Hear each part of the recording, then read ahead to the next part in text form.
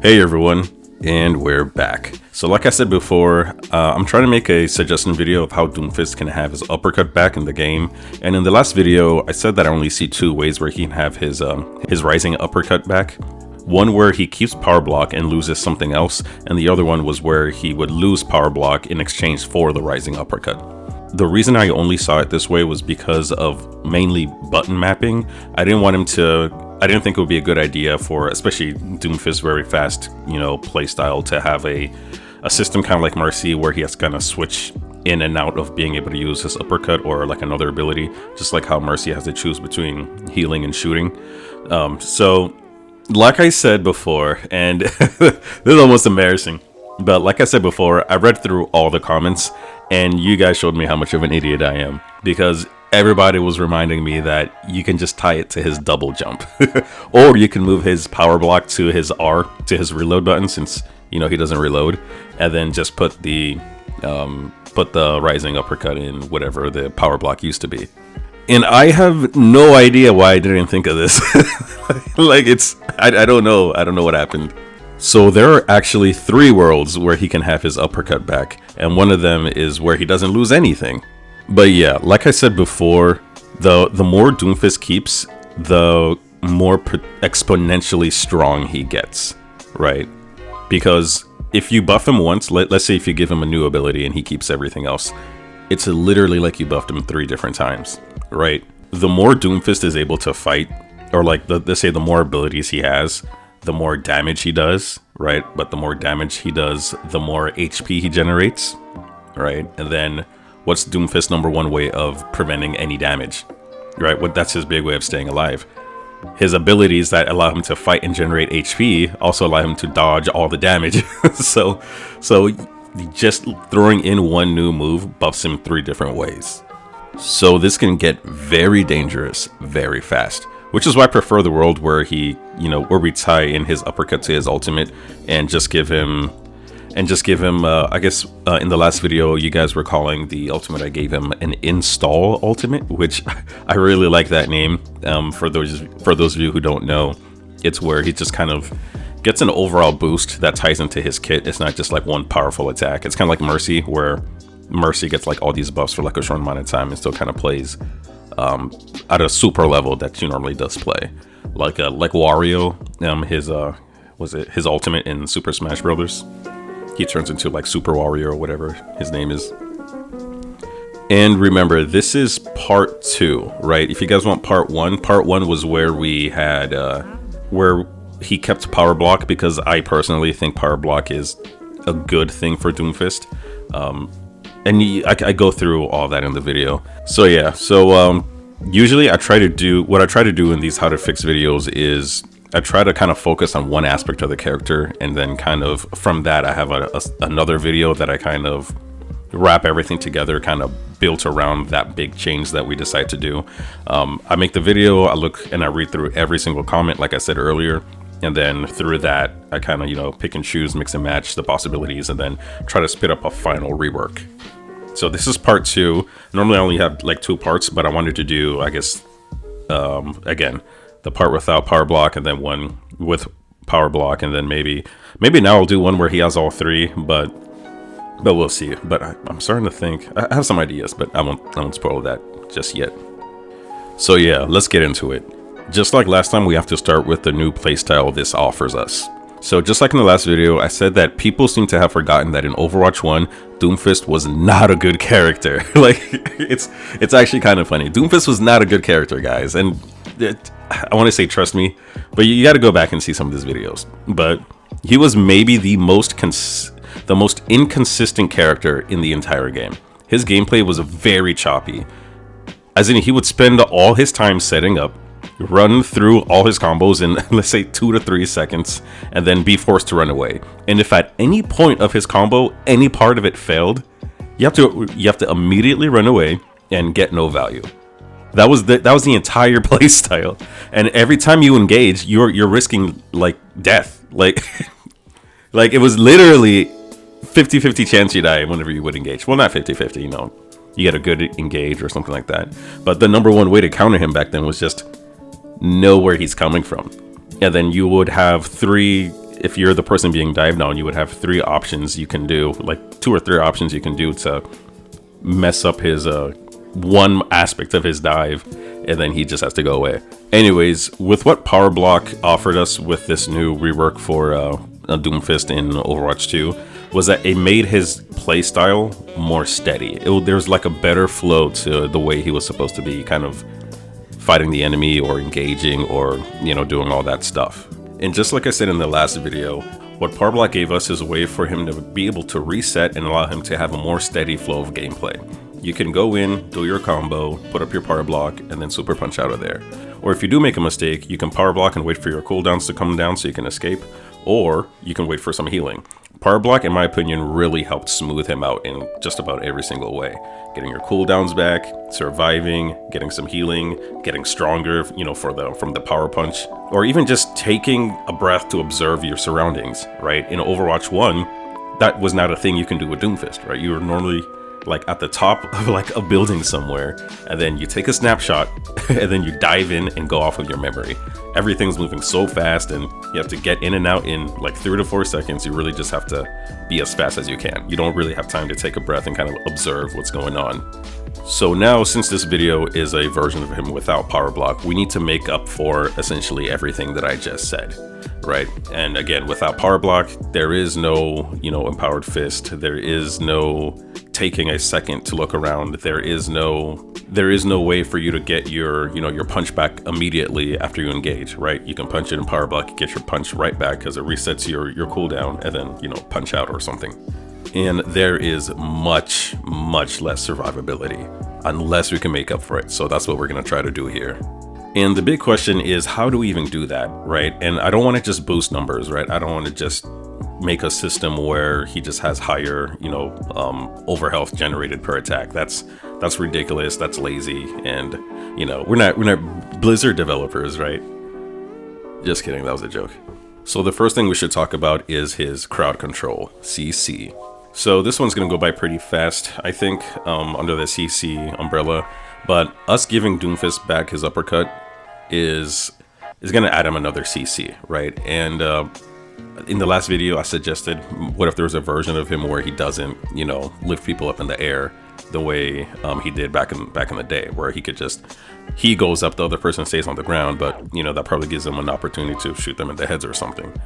Nobody really liked that. Everybody thought that they should be some form of, you know, bringing them up in the air with him. So we have a solution for that.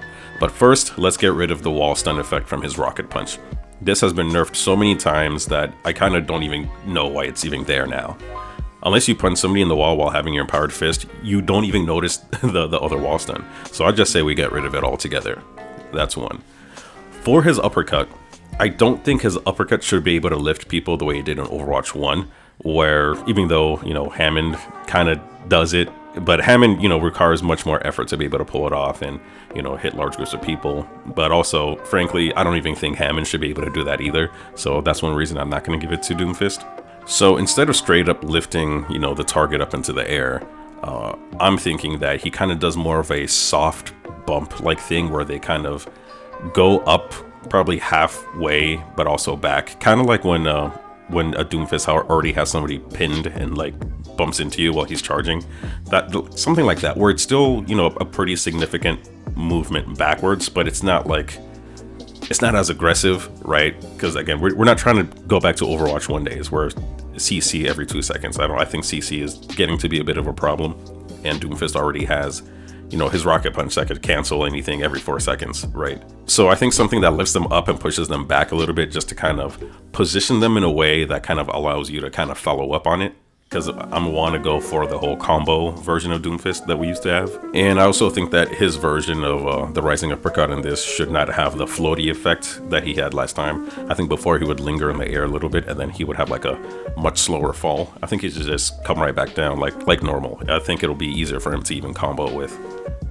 And be a kind of skill ceiling thing for people who are, you know, trying to aim or shoot at the heads of the people below them.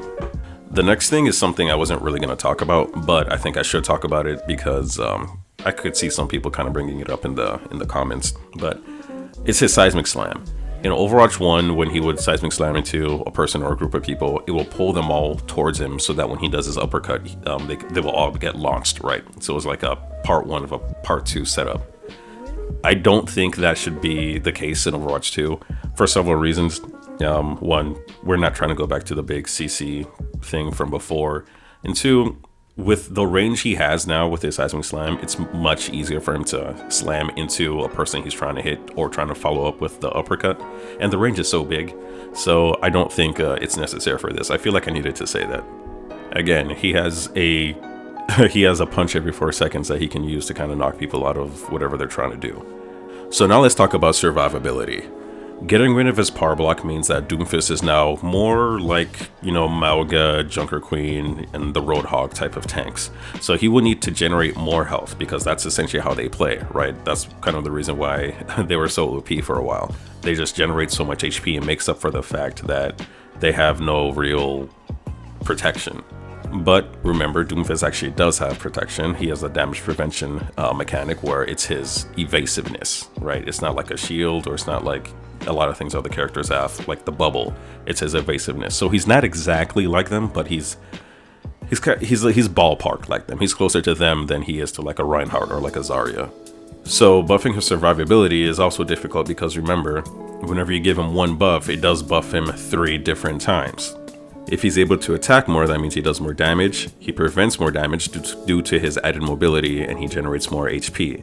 So instead of just increasing raw numbers of health generated, I want to buff all these by reducing the cooldowns to his punch from 4 seconds to 3 seconds, his seismic slam from 6 seconds to 5 seconds, and his uppercut would be 4 seconds. I did think of reducing the seismic slam cooldown to 4 seconds, but that would be crazy. That would be absolutely insane. He'd be going from the front line to the back line every 4 seconds. That's actually kind of broken. That's way too much mobility, especially since seismic slam is like probably the biggest way he generates HP, right? You just kind of hit the ground and you could hit the entire team and generate like 150 HP like off of nothing. I think that the 3, 4, 5 cooldown cycle will keep him very reliably alive as he's moving around, doing damage, and generating health like all over the place. Like, I don't think it'll be an OP amount, but I think it'll be very good because there are going to be lapses, there are going to be mistakes where you just can't keep it up, and then it's up to the person playing to be able to, take advantage of the high ground or, use natural cover. Especially now that you have 2 vertical moves, you can easily get out of a fight and just kind of regroup.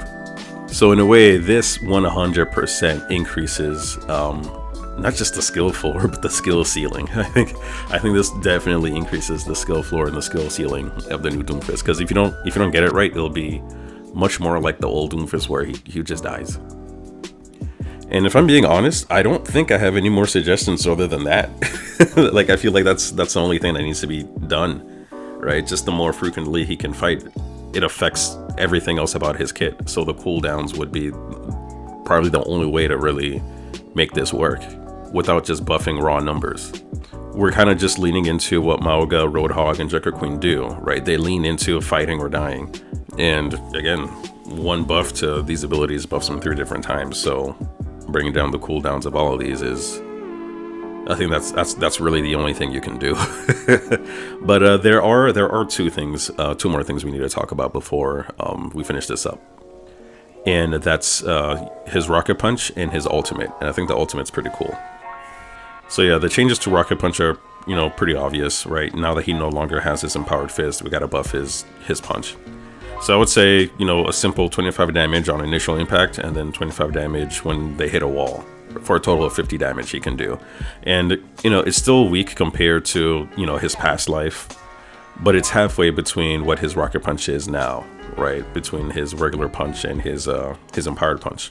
Right now, his normal punch does 10 damages and then 30 damage if you hit a wall. And his Empowered Punch does 25 damage and 50 if you hit a wall. So yeah, this might also be something that needs to be fixed, because as I was writing this, I was like, I forgot it does such little damage when it's not like powered, when it's not powered up. Because that means that his freaking melee does more damage than his gauntlet. That is peak game design, people. Congratulations, Blizzard. You did it again. This is definitely something we need a fix before the final rework. It's crazy. We gotta find a way to make the Rocket Punch like impactful, but not like, you know, it doesn't piss people off like it did in Overwatch 1. And now for his ultimate. And his ultimate needs to change. Meteor Strike is straight up garbage, and I wanted to do something that, you know, we can tie together like we did in the install ultimate system I made in the last video. So I think that since we don't have Power Block, its effects can go into its ultimate, and we just completely just get out Meteor Strike. It is a garbage ultimate. It is, they're not even trying. They don't care. They don't know how it's being used, especially with how we saw they tried to buff it last time, which was actually a nerf. So yeah, his new ultimate would essentially be the Empowered Fist. But how does that work, do you ask? So I would suggest that it essentially gets the ultimate like Sojourn does, where for 15 seconds, his gauntlet is continuously charging. Like it takes 2.5 seconds for it to fully charge, and he has like a meter, and he can hold 3 charges. And any move he does with his gauntlet, whether it's a Rocket Fist or a Uppercut or a Seismic Slam, gets an empowered effect. So for example, Rocket Punch gets the increased distance traveled, knockback distance, damage increase, area of effect, and damage.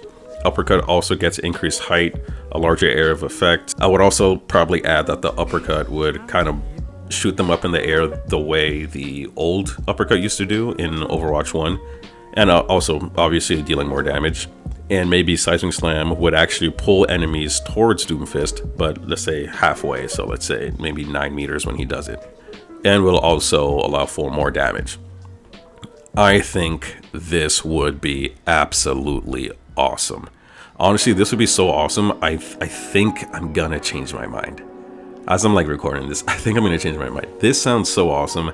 I might prefer this than the version I made in the first video. So yeah, you'll be able to stock up on about 3 charges for some crazy powerful combo, and then you'll have 2 more coming in. Or you can just use, you know, 1 every 2.5 seconds as you're getting it in for 15 seconds. So either way, you're still gonna have 5 you can use, but you can only hold on to 3 at a time. So you have to use them or you're not gonna get anything new. And also, just because you get a Powered Up Fist doesn't mean that this affects your cooldown, right? It's not gonna skip your cooldowns like at all. Your cooldown cycle will stay the same, so even still, you'll probably only be able to use a Seismic Slam effect maybe twice max if that's what you decide to do with it.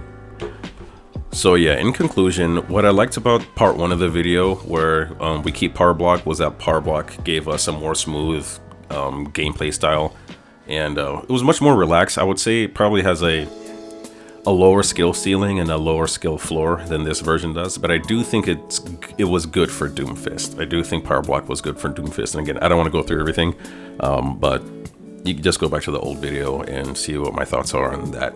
But this version definitely brings up the skill ceiling and the skill floor, and honestly would be probably twice as fun because you're constantly zipping around and you do get that rush of that high risk, high reward.